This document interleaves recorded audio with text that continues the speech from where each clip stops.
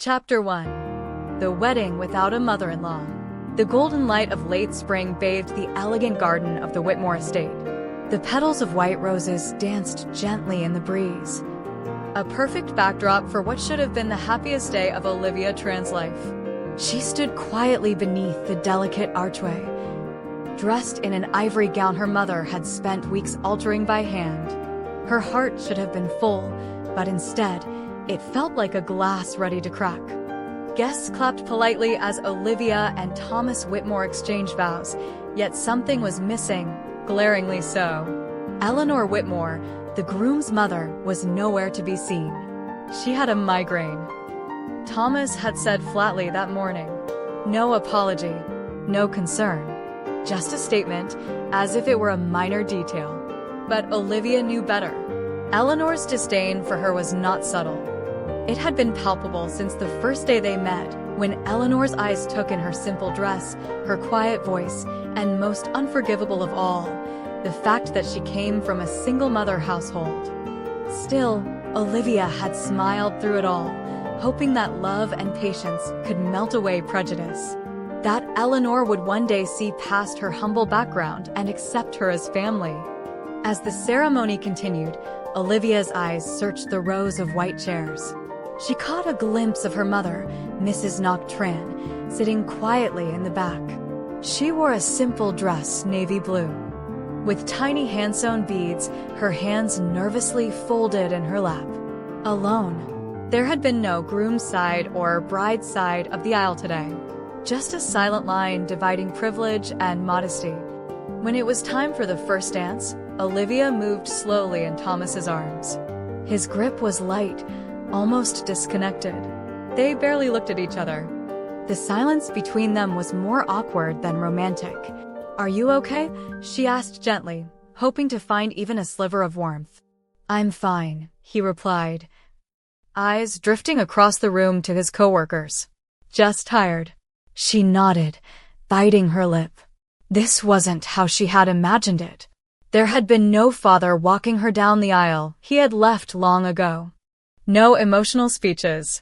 No mother-in-law welcoming her to the family.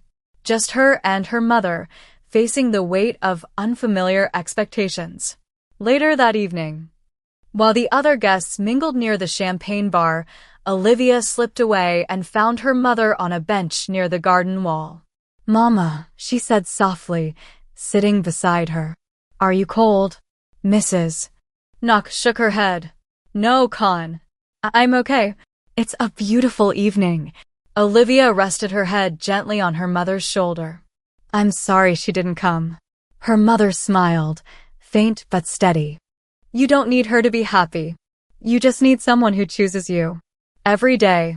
That night, Olivia lay awake beside her new husband. His back was turned toward her. She stared at the ceiling, heart weighed down with questions she couldn't yet form into words. Was this marriage the beginning of her dream, or the slow unraveling of it? She didn't know yet. But something deep inside her whispered that love shouldn't feel this lonely. And as the wind rustled the curtains and the garden lights dimmed outside, Olivia closed her eyes and whispered, almost too quietly to hear, "Please let this get better." Chapter 2. Bitter Meals and Silent Tears.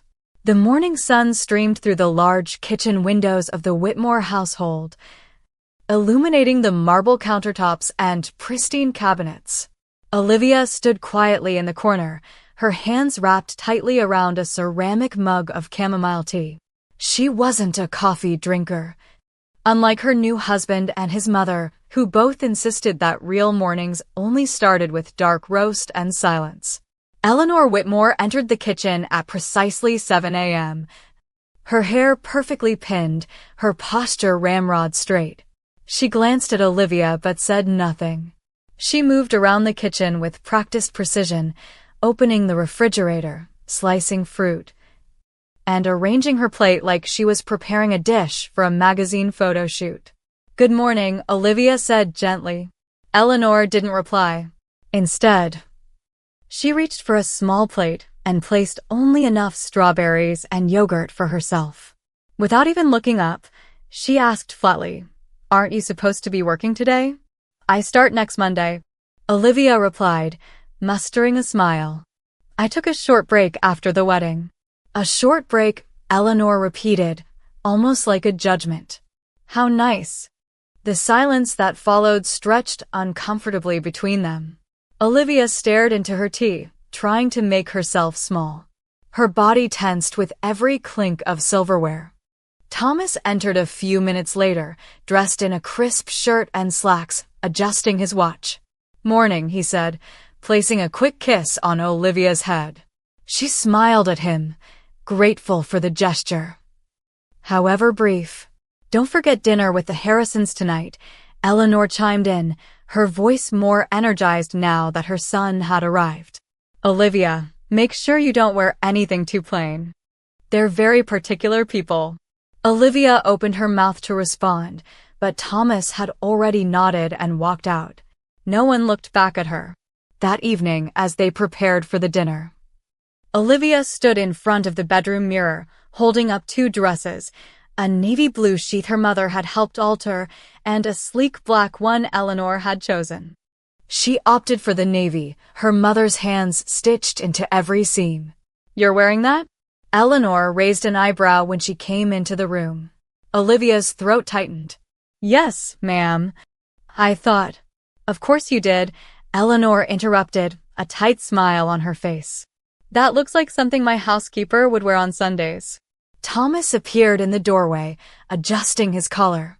She looks fine, Mom. Fine, Eleanor echoed. Exactly the word I was thinking. Olivia stood still, letting the words sting in silence. Thomas didn't defend her any further.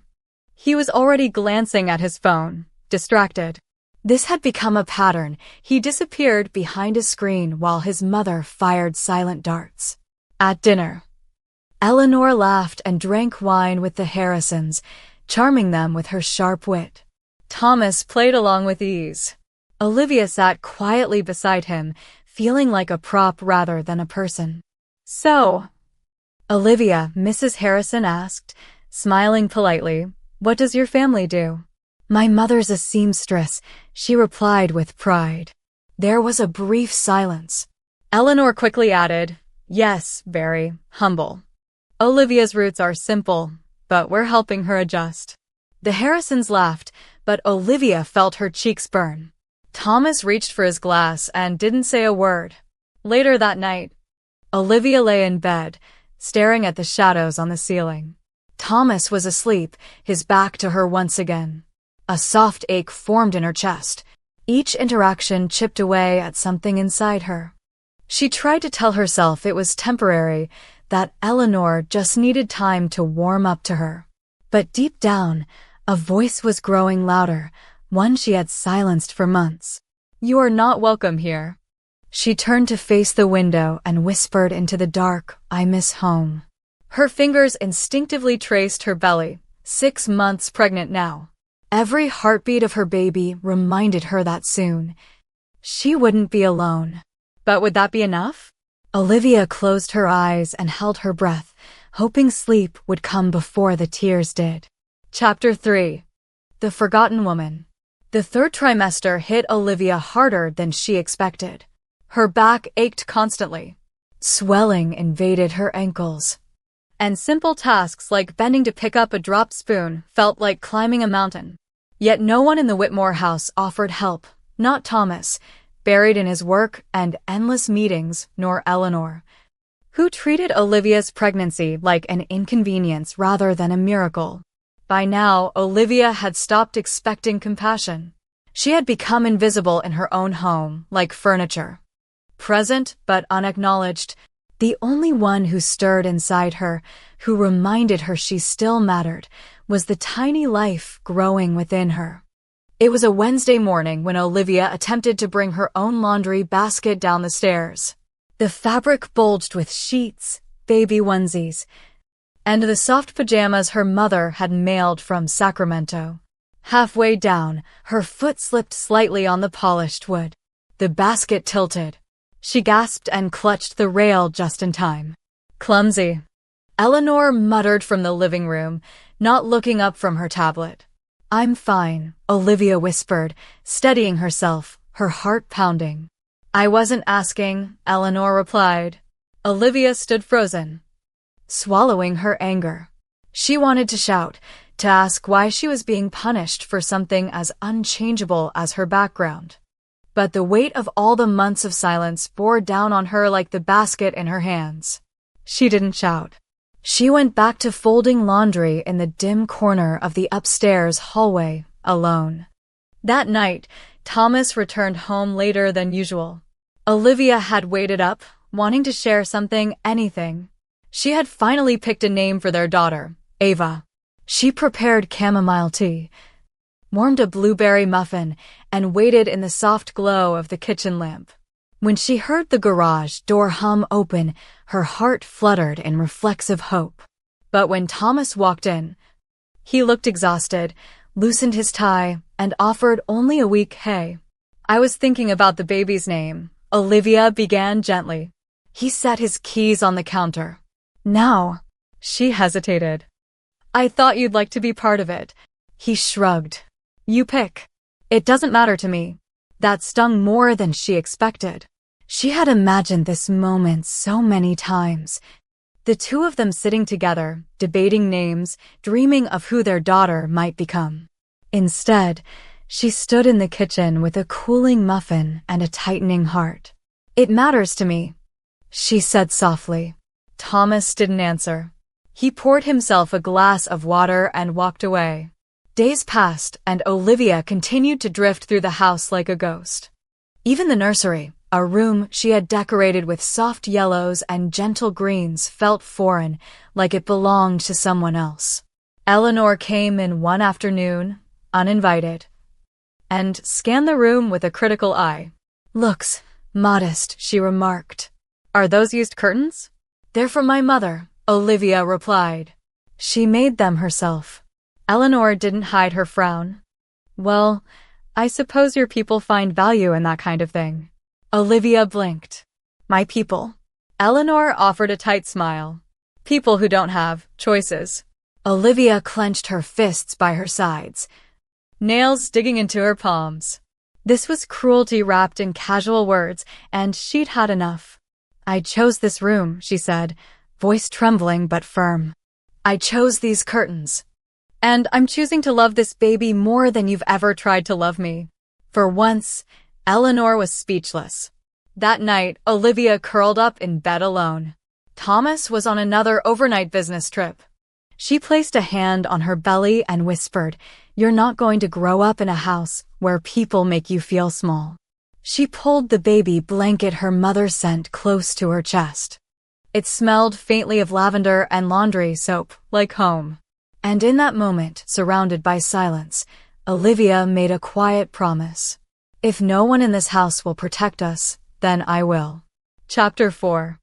A mother's hands, an outsider's heart. Rain tapped softly against the window pane that morning, a rare drizzle for Palo Alto. Olivia sat curled on the edge of the bed, her eyes fixed on the clouds outside, but her mind far away, back home in Sacramento. She picked up her phone and stared at the contact name, Mom. Her thumb hovered over the call button. She hadn't told her mother everything, not about the way Eleanor humiliated her, nor about how Thomas seemed to vanish emotionally with each passing day. But with her due date just 2 weeks away, the fear of laboring alone, with no one who truly cared, finally overwhelmed her pride. Her thumb moved. The phone rang twice before a familiar, warm voice answered. Livy? Kongai ah? Olivia closed her eyes. That one word, Kongai, washed over her like a bomb.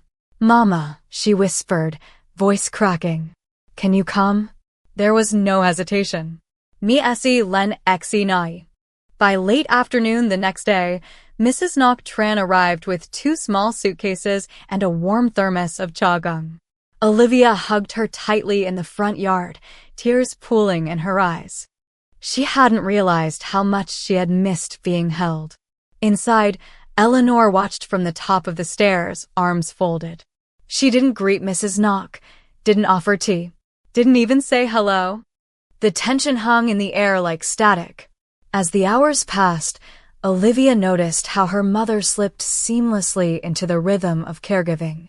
She prepared gentle soups, helped Olivia soak her swollen feet, and quietly arranged baby clothes in the nursery. She asked for nothing, complained about nothing. Not even when Eleanor passed her in the hallway and muttered, "You don't need to pretend you're the maid. We already have one who comes weekly." Mrs. Knock didn't answer. She simply smiled and continued folding tiny socks. Olivia burned with silent fury. "Mama, you don't have to stay if she..." Her mother touched her hand. "Meo Davy Khan.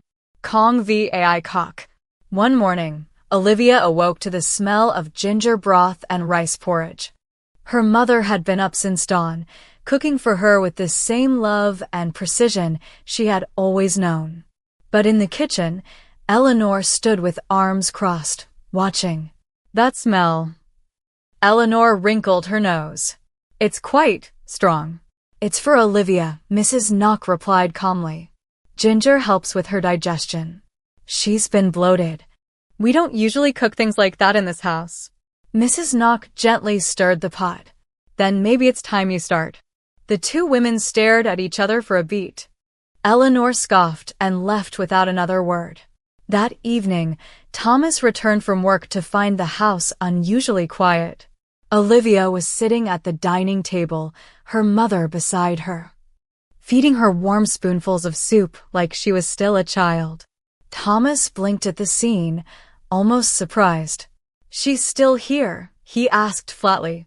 "She's my mother, Thomas." "I just think, maybe it's not the best time for guests." "She's not a guest." Olivia stood slowly, her voice cold and even. "She's the only person in this house who treats me like I matter." Thomas opened his mouth to reply but said nothing. Later that night, as the house went to sleep, Olivia heard muffled sounds from downstairs. She crept out quietly, belly heavy, and found her mother in the laundry room on her knees, scrubbing a stained towel by hand. The sight broke something in her. "Mama, no," Olivia whispered. "Why are you doing this? This isn't your job." Mrs. Knock looked up, her hands raw from the detergent. "Me beat. And hung nu me kong lam, aise jub khan."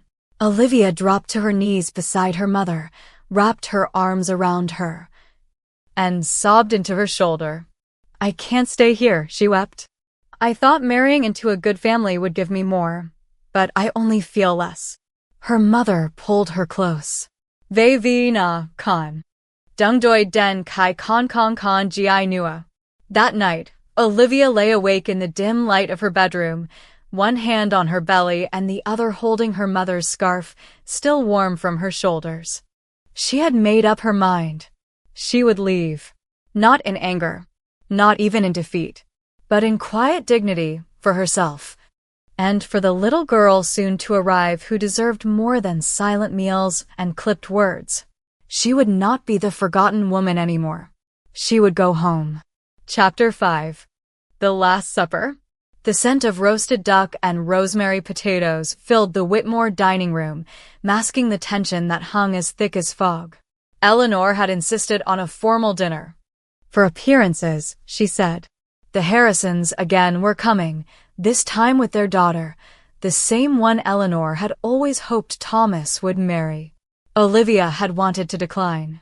She was 38 weeks pregnant, her back ached, and her ankles were swollen to the size of softballs.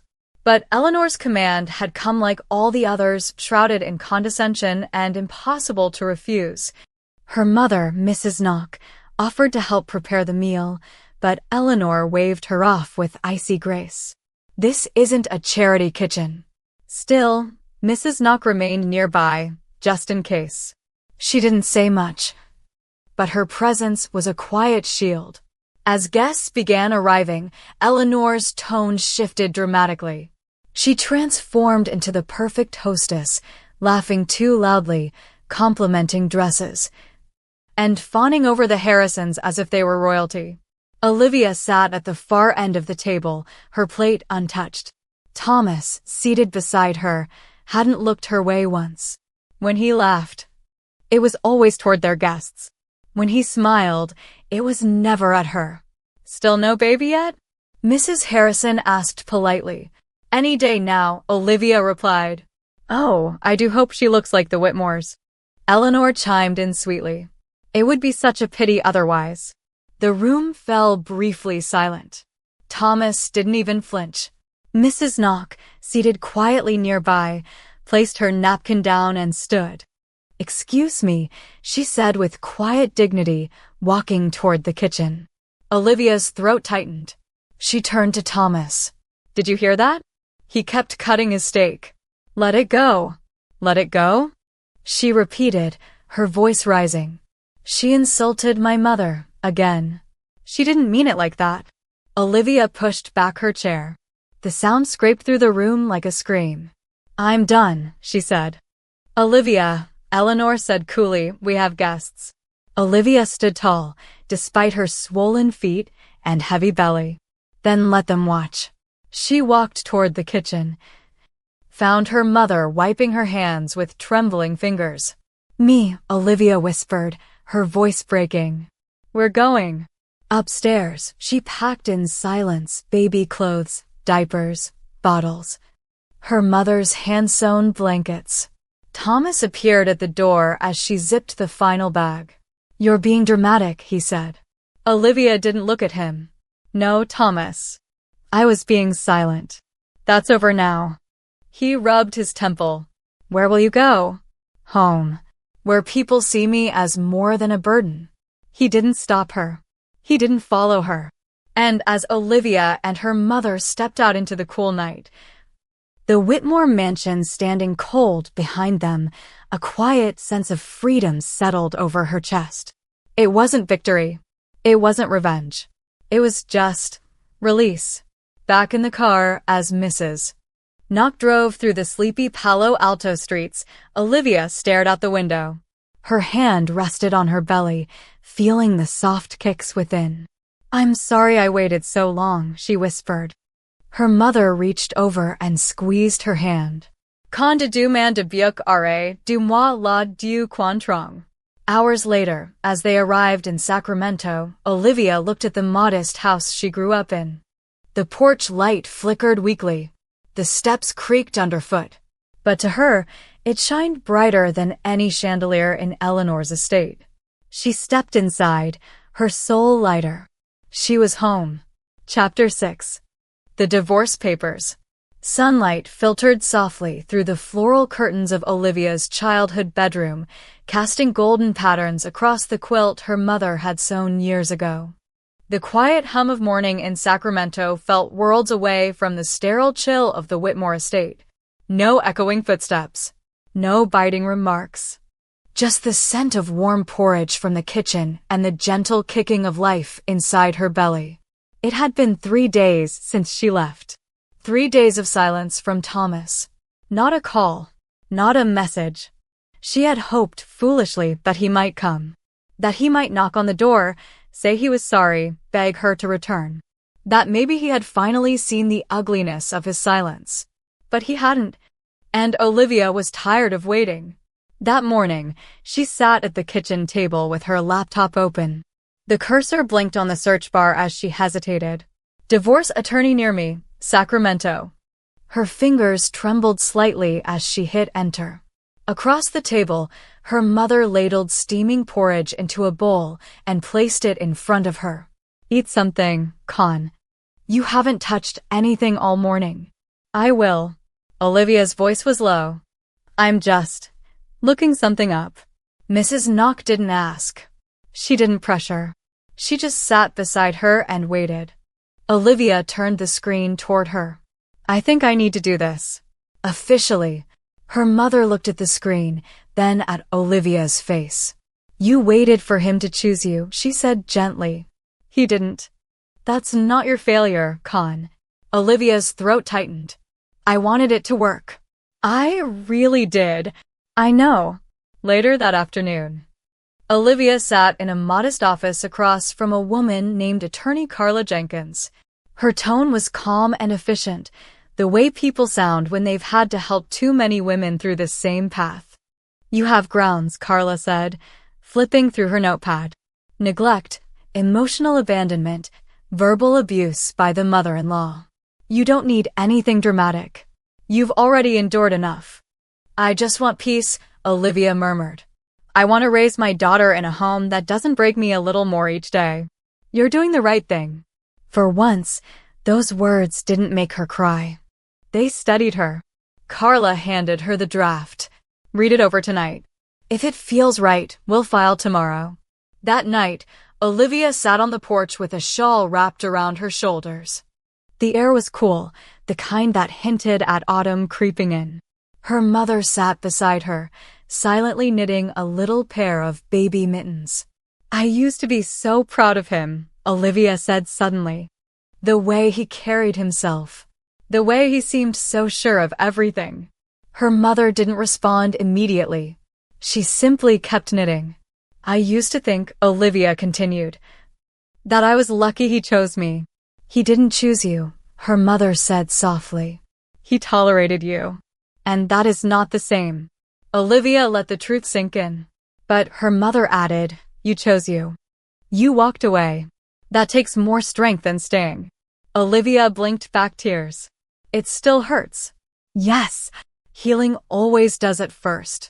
She placed her hand on her belly. Ava responded with a gentle kick, like a little nudge of encouragement. The next morning, Olivia returned to Carla's office. The sun was high, and the streets buzzed with weekend energy. But inside her, everything felt still, like the quiet just before a storm ends. She signed the papers without hesitation. Carla looked up. Once this is processed, he'll have a few weeks to respond. But legally, we'll be in motion. You can breathe. And for the first time in months, Olivia did. She walked out into the sunlight, hand on her belly, a small smile tugging at her lips. Not because she was free of Thomas, but because she was finally free to begin again. Chapter 7. Going home. The sky above Sacramento was painted in soft oranges and purples as the sun dipped behind the rooftops, casting a gentle glow on the quiet streets. Olivia stood by the small garden gate of her childhood home, watching her mother hang laundry in the backyard.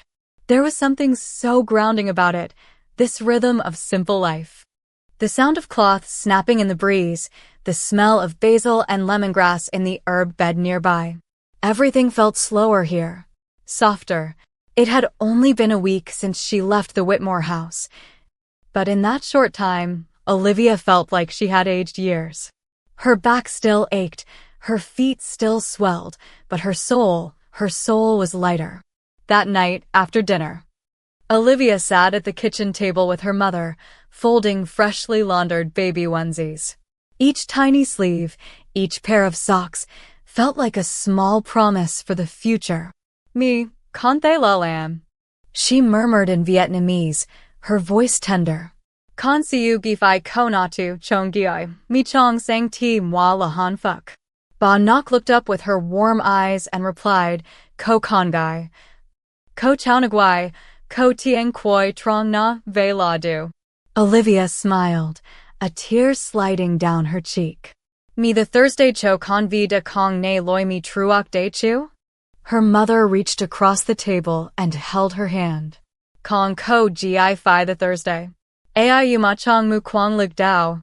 Over the next few days, Olivia began settling into this new life. She reconnected with former coworkers from her old office, and one of them offered her a part-time remote position starting after maternity leave. The thought of having income, of slowly rebuilding on her own terms, brought her a sense of dignity she hadn't felt in a long time. She also found herself humming softly while arranging the baby's crib in the room next to hers, the room she used to sleep in as a teenager. Her mother had painted the walls a soft green, and above the crib they hung a mobile of tiny handmade birds crafted together during quiet afternoons. In the evenings, they sat on the porch with steaming cups of herbal tea. Her mother would knit while Olivia read parenting books aloud, occasionally pausing to feel Ava kick as if her daughter, too, wanted to listen. One afternoon, as they were out shopping for baby supplies at a nearby thrift store, Olivia noticed an elderly woman gently rocking a toddler near the checkout counter.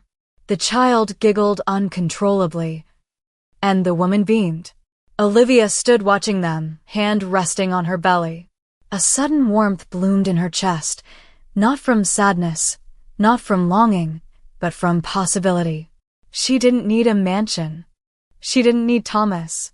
What she needed was already forming inside her, the quiet confidence of someone who had walked through fire and made it to the other side with her heart intact. That evening, she pulled out a small leather-bound notebook and began to write a letter.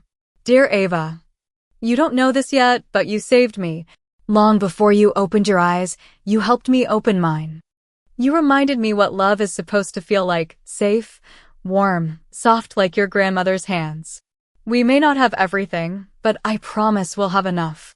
Enough laughter, enough hugs, enough of me showing up for you every day. Love, Mommy. She closed the notebook gently and placed it inside the top drawer of the crib. Then she looked around at the small, quiet room. Her daughter's first home. Their home. And for the first time in a long while, Olivia whispered to herself with certainty, I'm really going to be okay. Chapter 8. A new life begins.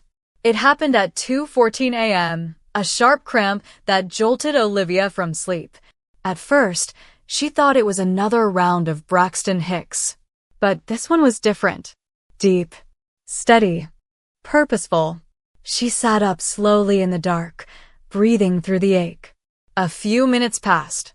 Then another wave rolled through her abdomen like a storm forming in her bones. She reached for her phone and turned on the flashlight. 2:19 a.m. She waited. 2:27 a.m. 8 minutes apart. Real labor. She pressed a hand to her belly. We're finally meeting, Ava. 10 minutes later, Olivia gently tapped on her mother's bedroom door. Me, oi, she whispered. The door opened almost instantly. Banak, ever the light sleeper, was already awake and dressed within minutes. She didn't panic. She simply rubbed Olivia's back, grabbed the hospital bag they had packed weeks ago, and helped her daughter to the car under the sleepy glow of street lamps. By the time they arrived at the hospital, the contractions had intensified. Olivia gripped the side rails of the wheelchair tightly as the nurse wheeled her into the maternity wing. Through gritted teeth and a sheen of sweat, she answered all the check-in questions, breathing through each wave like she'd trained herself to do. In the delivery room, her mother stayed beside her, holding her hand with calm strength. At one point, when the pain was sharpest, Olivia cried out, not just from the physical agony, but from all the emotional weight that had built inside her for months. Her mother leaned close and whispered, You're not alone. You never were. 7 hours later, with the morning sun rising outside the hospital window, Ava Whitmore-Tran entered the world with a strong cry and a full head of dark hair. Olivia, exhausted but overcome with emotion, pulled the baby to her chest and wept softly. She's perfect, she whispered. Her mother wiped tears from her own cheeks. Jong Khan why het hoi no? Ava's tiny fingers curled around Olivia's thumb. And in that moment, bleeding, aching, raw with joy, Olivia felt like the strongest woman in the world. 3 days later, Olivia walked back into her mother's house with Ava cradled in her arms. The home smelled like rice porridge and fresh lavender. A small Welcome Home Baby banner had been hung above the kitchen archway in uneven letters, clearly hand-drawn by her mother. She stood for a moment in the doorway, her baby sleeping peacefully, and let the silence wash over her. No judgment, no tension, no voices trying to diminish her. Just the sound of her mother humming softly in the kitchen. Over the next few weeks, Olivia settled into a rhythm, waking with Ava, feeding, changing, napping in the rocking chair by the window. Her mother was always close by, sometimes helping, sometimes just sitting quietly, offering company without intrusion. Late at night, after Ava finally slept, Olivia would write in her journal. Thoughts, promises, fears, hopes, letters to her daughter for future birthdays. And sometimes she dreamed, not of mansions or fancy galas or the perfect family, but of a small garden where Ava would one day walk, of a kitchen where they'd bake cookies together, of a mother-daughter bond that no one could poison. One afternoon, as Olivia stood at the mailbox rocking Ava gently in a sling, she found an envelope addressed to her in a crisp, unfamiliar script. Inside was a letter from Thomas. "I heard from my lawyer. I'm signing the papers. I don't know if you'll ever want to speak to me again. Maybe I don't deserve it. But I want you to know. I'm sorry. I wasn't strong enough to protect you. And now I've lost the only two people who ever really mattered." Olivia folded the letter slowly and slid it back into the envelope. She didn't cry. She didn't feel relief or pain or satisfaction. Just closure. She looked down at Ava, whose tiny hand had escaped the sling and was waving in her sleep. "Let's go inside," she whispered. "It's getting cold." And as she closed the gate behind her, Olivia felt something powerful settle into her chest. A beginning. Not one forced into silence, but one chosen freely, bravely, and beautifully. Chapter 9. The Visit. It was a quiet Tuesday morning when the knock came. Olivia had just laid Ava down for her morning nap. The house was still, filled only with the soft tick of the living room clock and the distant purr of the neighbor's lawnmower. She patted softly to the door, expecting perhaps a delivery or a neighbor. Instead, standing under the awning was Eleanor Whitmore. Her posture, as always, was stiff. Her hair pinned perfectly. But something in her face was different, not sharp, not haughty. Just tired. Olivia froze. For a long second, neither of them spoke. The silence stretched uncomfortably between them, like old wallpaper trying to peel itself away from the wall. Then Eleanor said, "I heard the baby was born." Olivia opened the door halfway, but did not invite her in. "She's healthy. We're both doing fine." Eleanor nodded. Her eyes flicked toward the window, where a fluttering curtain hinted at the presence of a child. "I won't stay long." Olivia waited. "I signed the deed to a small trust fund for Ava," Eleanor said finally, her voice quiet, as if rehearsed. "It's not to win you back. It's just what I should have done from the beginning." "Provided." Olivia's chest tightened. "Money was never what we needed from you." "I know," Eleanor said. For once, she didn't argue. There was a moment of silence. "She looks like you," Eleanor added, her voice even softer. "I saw a photo. Thomas sent one." Olivia didn't reply. "I'm not here to ask for forgiveness," Eleanor said. "I don't think I deserve it, but I do think you deserve to hear me say that I'm sorry." Olivia looked into the eyes of the woman who had once made her feel invisible in her own marriage, who had insulted her mother, who had tried to erase her value with every cutting word. But today, those eyes weren't proud. They were lost. "What changed?" Olivia asked quietly. Eleanor looked away. "The silence. The house is too big, too quiet. Thomas barely comes by.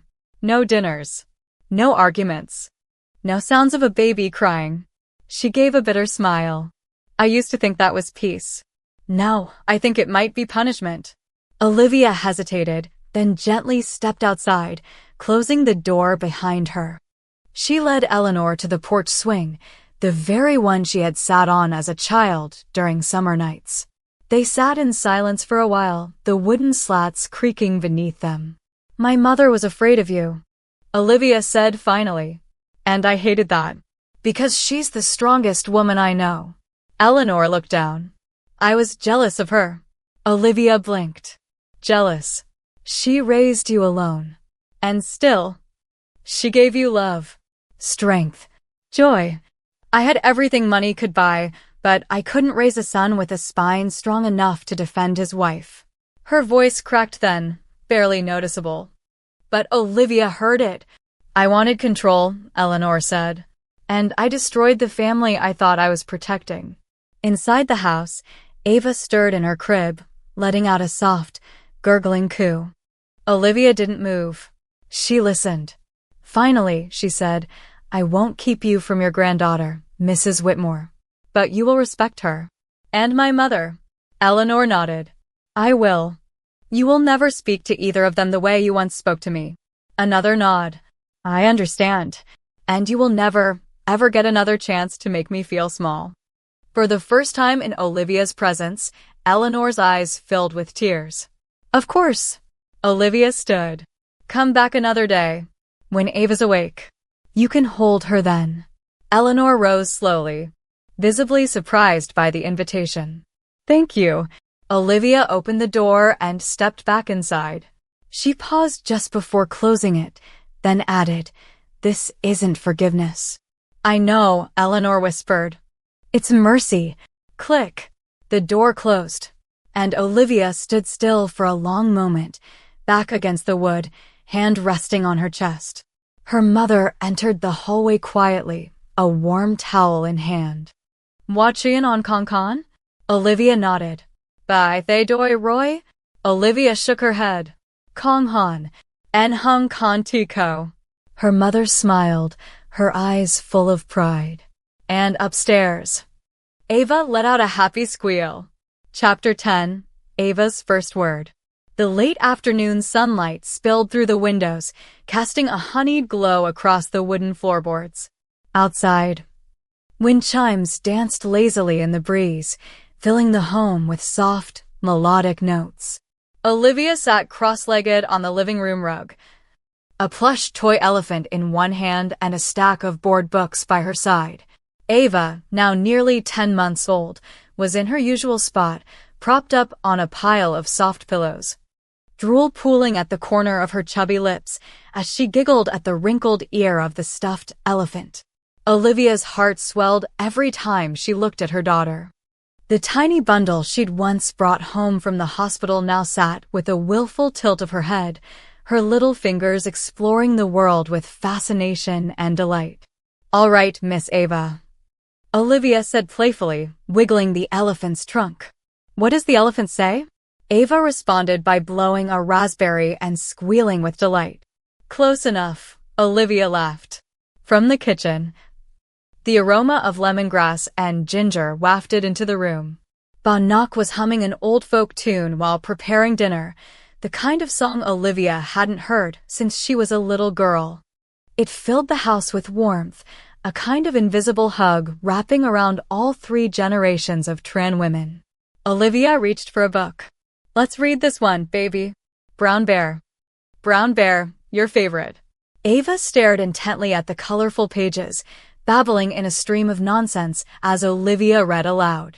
It had become their daily ritual, stories, songs, and soft conversations that meant more to Olivia than any cocktail party or charity gala she had once been dragged to as a Whitmore. And then it happened. Right as Olivia turned the final page and whispered, "The end," Ava clapped her hands together and said, clear as a bell, "Mama." The word hung in the air like the chime of a bell, sharp and soft all at once. Olivia froze. For a split second, she wasn't sure if she'd imagined it. Her heart skipped a beat. What did you say?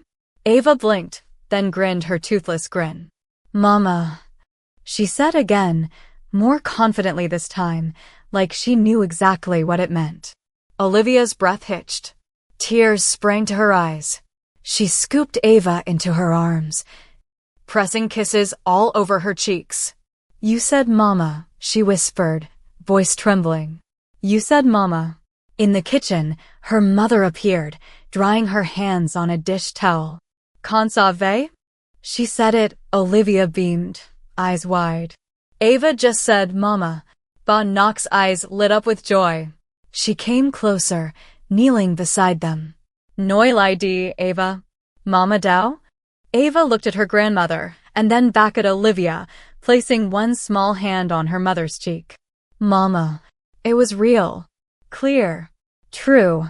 And in that moment, the months of sorrow, doubt, and quiet rebuilding seemed to culminate in a single syllable.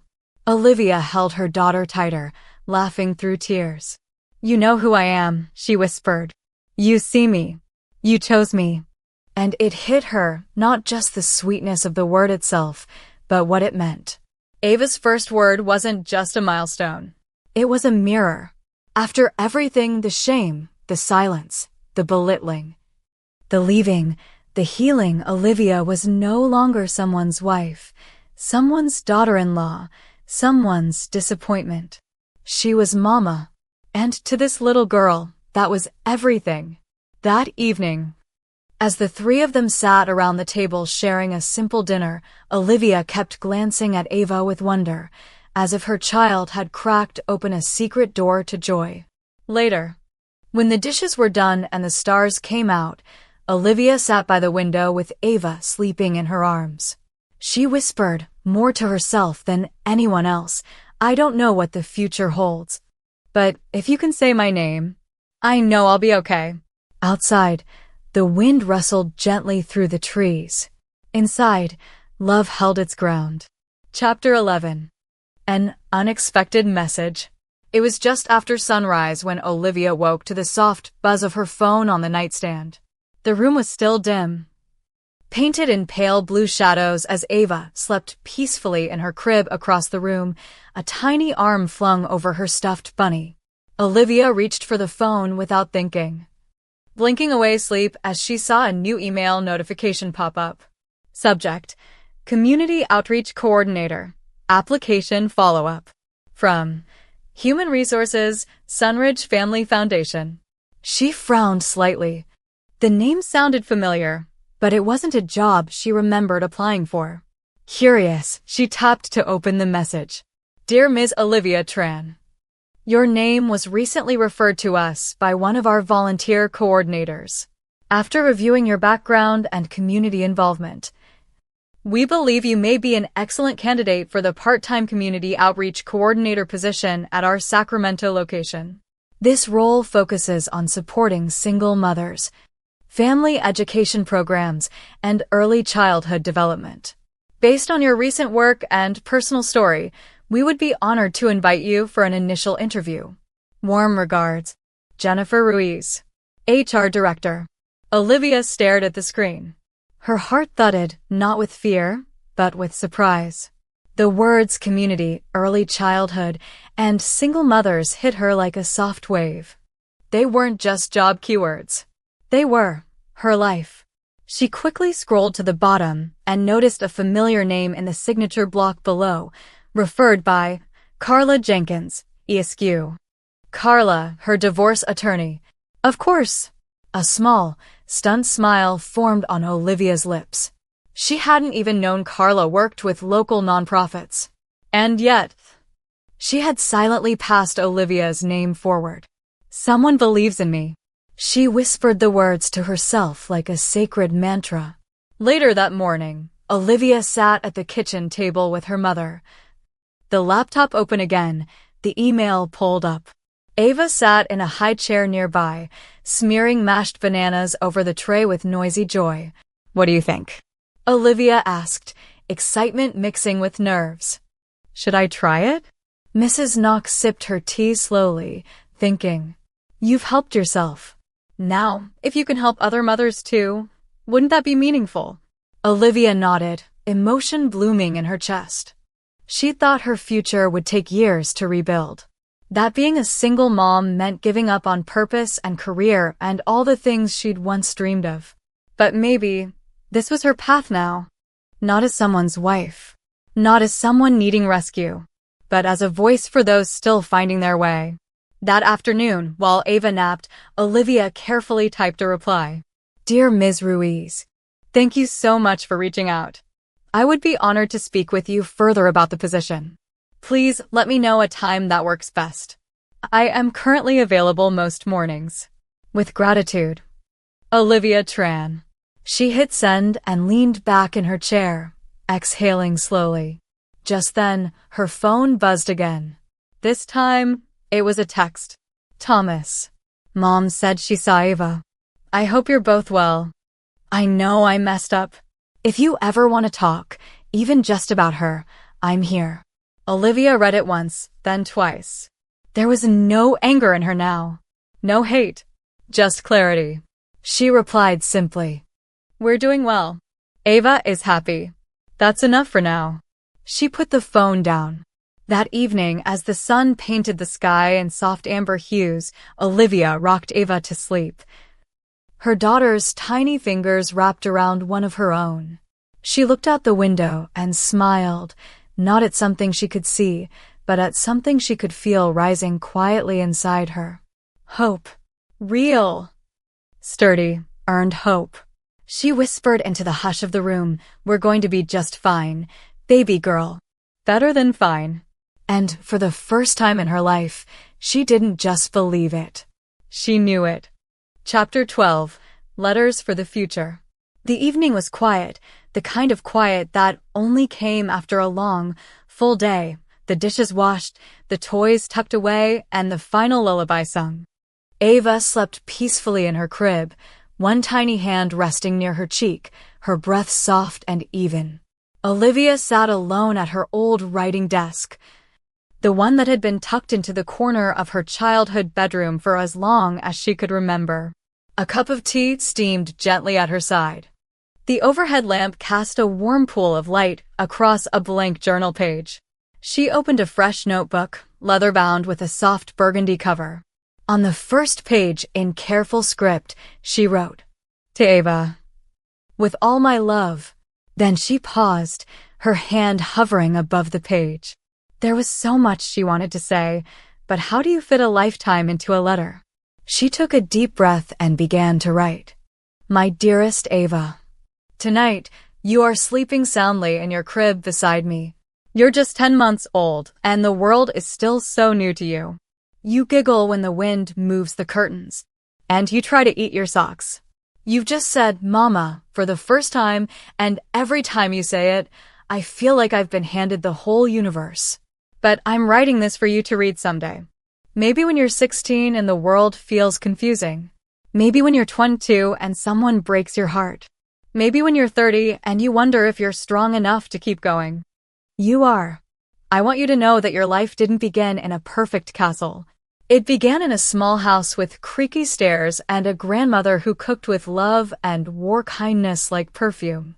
It began with a mother who was scared, but brave enough to walk away from a life that wasn't worthy of you. I made mistakes, Ava. I stayed silent when I should have spoken. I tried to please people who could not be pleased. But you, your presence, your heartbeat inside me, you gave me the courage to leave and the strength to begin again. You saved me before you even knew my name. I hope when you read this, you're standing tall. I hope you're loud when you need to be, soft when you choose to be, and always aware of your worth. If the world ever tries to shrink you, come home, to yourself, to me. My love will always be your safe place. With all of me. Mama. Olivia put the pen down, tears quietly spilling onto her cheeks. She gently blotted the page before closing the journal and placing it in the top drawer of her nightstand. She would write more. One day, another letter. Maybe on Ava's first birthday. Her first heartbreak. Her graduation. A book of letters for a girl who gave her reason to live when everything else had fallen away. Later that night, Olivia slipped into bed and stared at the ceiling, her thoughts still wrapped around her daughter's future. In the dark, she whispered, You'll always know who you are. Even when the world tries to tell you otherwise. And from the crib, as if in response, Ava stirred gently and sighed. Downstairs, her mother was sitting in the living room, quietly sewing a new baby quilt. She looked up at the stairs, sensing the silence above, and smiled. 3 generations of women. One home, and a love deep enough to anchor them all. Chapter 13. A New Purpose. It was a bright Monday morning when Olivia stepped through the glass doors of the Sunridge Family Foundation. She wore a navy blouse and a light gray cardigan, modest but confident. Her resume had been updated, her heart slightly nervous, and her purse filled with a bottle for Ava just in case.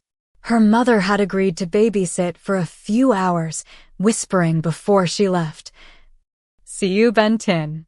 Con esi lam duak." The office was warm and welcoming, nothing like the cold corporate buildings she had once walked through as Thomas's quiet wife. Here, potted plants lined the walls. Children's drawings were pinned to bulletin boards, and the receptionist greeted her not with forced politeness, but genuine warmth. "You must be Olivia," the woman said with a smile. "Jennifer is waiting for you in the conference room. She's excited to meet you." Olivia nodded, swallowing the butterflies that fluttered in her chest. "You're not the same woman anymore," she reminded herself. "You've carried life. You've carried pain. Now you carry purpose." Jennifer Ruiz, a kind-eyed woman in her late 40s, greeted her with a firm handshake and offered her tea before they even began talking. There was no grilling, no power play, just conversation. Connection. "I read your story," Jennifer said gently. "Carla told us a bit, but hearing it in your words today, it moved me." Olivia looked down. "It's not a heroic story. It's just survival." Jennifer smiled. "Sometimes survival is the most heroic thing of all." They spoke for nearly an hour about Olivia's ideas, her desire to create safe spaces for single mothers, her longing to give back to the very community that had helped her when she felt invisible. "I don't have all the answers," Olivia admitted, "but I know what it feels like to need someone. And I know what it feels like to finally be seen." Jennifer leaned back in her chair. "We don't need perfect people here. We need people with heart. I'd like to offer you the position." Olivia's breath caught. "Really?" "Part-time to start," Jennifer said. "Flexible hours, room to grow, and most importantly, room to lead with your story." Tears welled in Olivia's eyes. She blinked them back quickly and nodded. "I'd be honored." That night, Olivia returned home with a new kind of energy. She stepped into the kitchen where her mother was feeding Ava bits of banana and rice. "How was it?" her mother asked. Olivia couldn't stop smiling. "It wasn't just good, me. It felt right." She knelt beside Ava and kissed her forehead. "I'm going to work with other mothers, women like me. Women who were told they weren't enough." Her voice trembled as she continued. "But I'm going to help them see that they are." Over the next few weeks, Olivia began her new role. She started small, organizing donation drives for baby supplies, planning weekend classes on parenting and financial literacy, and listening. Always listening. To the mothers too tired to speak. To the grandmothers raising their grandkids alone. To the teenagers who whispered their dreams like secrets. Olivia's story became not a scar, but a bridge. And in helping others heal, she found herself healing too.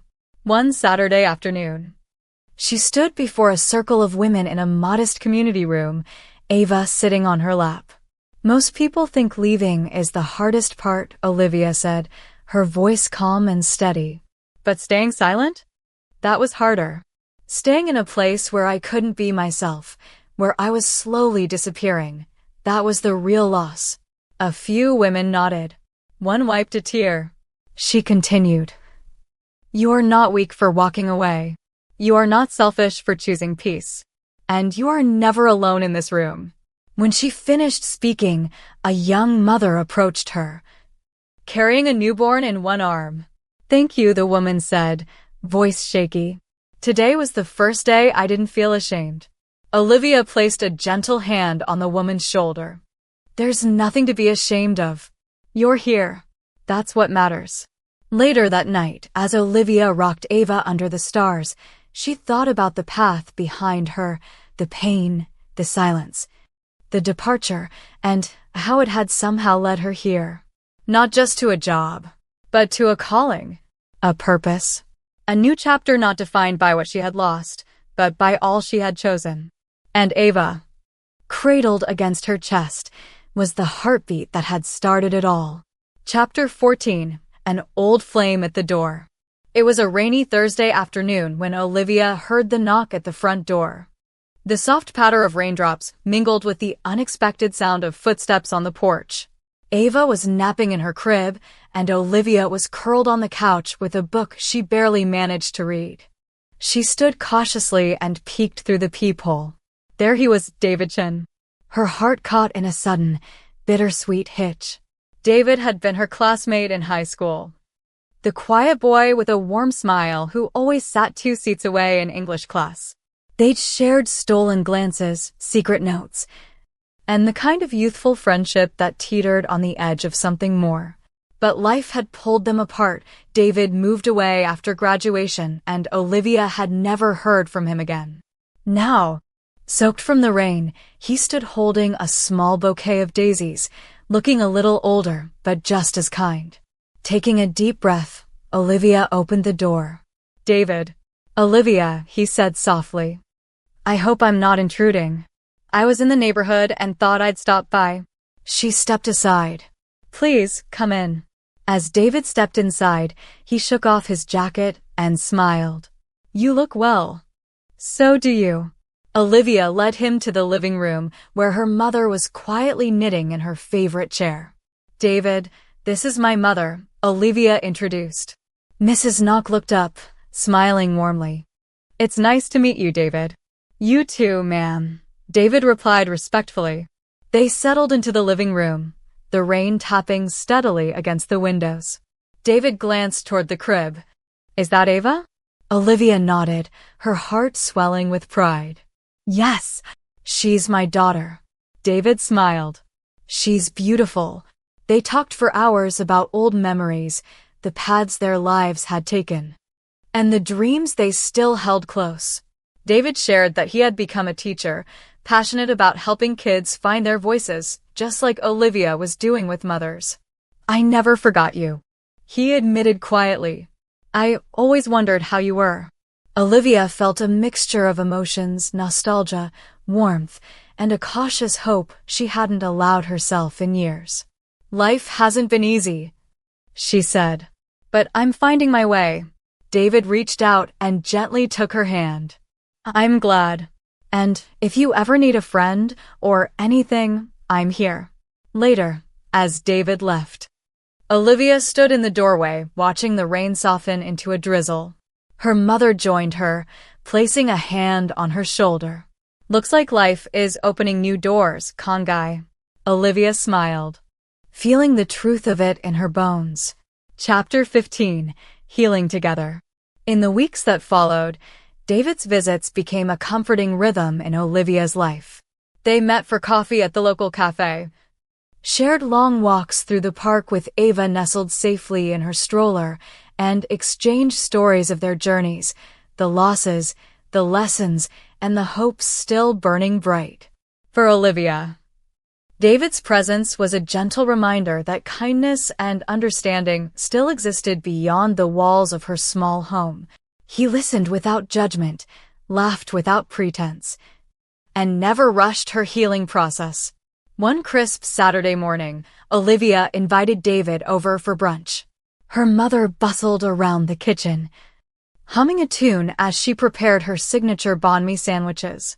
As they gathered around the table, Ava reached out her chubby hand toward David, who immediately leaned in with a smile. "Hello, Ava," he said softly. "I've heard so much about you." Ava giggled and grasped his finger, her eyes sparkling with delight. Watching the scene, Olivia felt a warmth bloom in her chest, a quiet promise of new beginnings. Later, when Ava napped, Olivia and David sat together on the porch swing. The golden afternoon light painted soft shadows across their faces. "I never told you this," David began hesitantly, "but I always admired your strength back in school. You were quietly fierce." Olivia laughed softly. "Quietly fierce, I like that." He smiled, eyes earnest. "You taught me about resilience without even trying." She looked away, brushing a strand of hair from her face. "I'm still learning." David reached out, taking her hand in his once more. "Maybe we can learn together." Olivia's heart fluttered, the possibility of something new stirring gently but undeniably. That evening, after David left, Olivia sat in her bedroom, the journal on her lap. She wrote, "Dear Ava, life is full of surprises. Sometimes, the most unexpected friendships grow into the strongest foundations. I want you to know that healing isn't linear. It's messy, beautiful, and worth every step. You will meet people who help you find pieces of yourself you thought were lost. Hold on to them. And always remember, you are never alone. With love, Mama." She closed the notebook, feeling a sense of peace she hadn't known for a long time. Outside, the stars twinkled softly, as if celebrating the quiet unfolding of hope. Chapter 16. Facing the past. The morning sunlight streamed through the curtains, casting long shadows across the living room. Olivia sat at the kitchen table, nursing a cup of coffee, the warmth seeping into her hands. Ava played quietly on a soft blanket nearby, her laughter a gentle melody that filled the room. Yet, beneath the calm, a knot twisted inside Olivia's chest, a reminder of the past that still lingered like a faint scar. Today was the day she had decided to face it head-on. Her phone buzzed softly. It was a message from Carla Jenkins, her divorce attorney. "Court date is set. Are you ready?" Olivia took a deep breath. The legal separation from Thomas was more than paperwork. It was the final severing of chains she had long carried. But it also meant confronting the memories, the pain, the silence that had haunted her. She glanced at Ava, sleeping peacefully in the crib, and felt a surge of strength. Later that afternoon, Olivia arrived at the courthouse, the building imposing but familiar. The sterile halls echoed softly with footsteps and hushed voices. Inside the courtroom, Thomas sat with his lawyer, eyes tired but resigned. Eleanor was nowhere to be seen. Olivia's heart raced as she took her seat. She had imagined this moment countless times, sometimes with anger, sometimes with relief, but never with fear. The judge reviewed the case swiftly, acknowledging the uncontested nature of the divorce. Then, with a calm voice, the judge said, "The marriage between Olivia Tran and Thomas Whitmore is hereby dissolved. Both parties are free to move forward with their lives." A silence followed. Olivia felt a tear slip down her cheek, not of sorrow, but of release. After the hearing, Olivia stepped outside into the bright sunlight. The world seemed bigger, freer. She texted her mother, "It's done." Almost immediately, a reply came, "Me too, how vi con." Olivia smiled through the tears. She knew this was not the end of her story, but a beginning, a new chapter filled with healing, hope, and the unwavering love she had for her daughter. As she walked toward the car, she felt the weight lift from her shoulders. For the first time in years, Olivia was truly free. Chapter 17. Building a Future. The soft glow of dawn crept through the curtains, spilling gentle light over Olivia's small home. The scent of freshly brewed coffee mingled with the faint aroma of jasmine from the garden outside.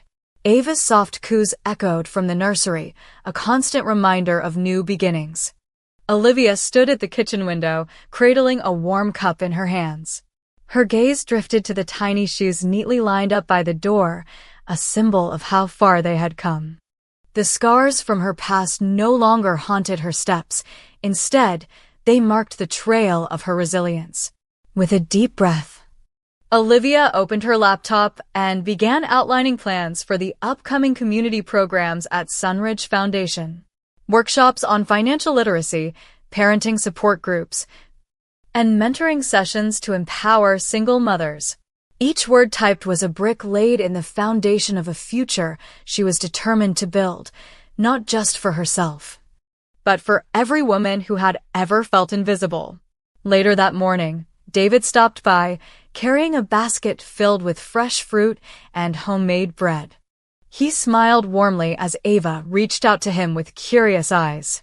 "I brought breakfast," he said, setting the basket on the table. "Thought you might need a break." Olivia laughed softly. You always know when to show up. They sat together, planning upcoming events and sharing hopes. There was an ease between them, a friendship blossoming on trust and shared purpose. As afternoon light filtered through the window, Olivia's mother joined them, bringing stories of neighbors and community news. 3 generations gathered, weaving a tapestry of support and love. That evening, as Olivia tucked Ava into bed, she whispered, "We've come a long way, haven't we, baby?" Ava smiled in her sleep, tiny fingers gripping her mother's hand. Olivia closed the door softly, her heart full. The future was unwritten, vast, and bright, and she was ready to write it one day at a time. Chapter 18. A New Beginning. The first light of spring filtered through the blossoming cherry trees that lined the quiet streets of Sacramento. Olivia stood outside her home, the soft breeze playing with the loose strands of her hair. Ava toddled beside her, clutching a small bouquet of wildflowers picked from the garden. The scent of fresh beginnings hung in the air, mingling with the hopeful rhythm of birdsong. Olivia felt it too, a stirring within her soul that whispered of promise, change, and resilience. Just weeks ago, she had walked out of the courthouse of free woman, leaving behind a chapter of silence and hurt. Now she was stepping into a life forged by courage and love. Her phone buzzed, a message from Jennifer Ruiz at Sunridge Foundation. "We'd like to promote you to program manager. Your dedication has changed lives." A smile spread across Olivia's face. She had worked hard, not just for herself, but for every woman seeking her own path to freedom. As she looked down at Ava, who was reaching for a butterfly dancing near the flowers, Olivia whispered, "This is our beginning." Her mother appeared on the porch, carrying a basket of freshly baked bread. "The world is wide open, Congai, and it's waiting for you." Olivia reached for her mother's hand, feeling the steady strength that had carried her through every storm. Together, they watched Ava chase the fluttering wings, a symbol of hope soaring freely. No longer bound by fear or doubt, Olivia knew that whatever came next, she was ready. For this was not just an ending, it was truly a new beginning. Chapter 19. The Gift of Forgiveness. The golden afternoon light poured softly through the living room windows, casting warm hues across the familiar walls of Olivia's home. She sat quietly on the couch, Ava nestled in her lap, humming a gentle lullaby. The world outside seemed peaceful, but inside, a storm had quietly been brewing for weeks. An envelope lay unopened on the coffee table, handwritten, elegant and unfamiliar. Olivia reached for it hesitantly, her fingers trembling slightly. The return address was from Palo Alto, the Whitmore estate. Taking a deep breath, she carefully broke the seal and unfolded the letter. "Dear Olivia, I have spent many sleepless nights reflecting on the choices I made and the pain I caused you. I was blinded by pride and fear, unable to see the strength and kindness you carried. For that, I am truly sorry. I cannot undo the past, nor expect your forgiveness easily. But I hope, in time, you will find it in your heart to let go of the bitterness. You and Ava deserve peace, love, and happiness. I wish for you all of these things. Eleanor Whitmore." Olivia folded the letter slowly, tears stinging her eyes. The weight of years of resentment pressed down, but beneath it, something fragile and new began to stir. Her mother placed a gentle hand on her shoulder. Olivia nodded, wiping her tears. She knew forgiveness would be a journey, not a moment. But the door was open. She looked down at Ava, who smiled sleepily, her tiny hand reaching for Olivia's. "Maybe someday," Olivia whispered, "we can all be free." Chapter 20. A Circle of Strength.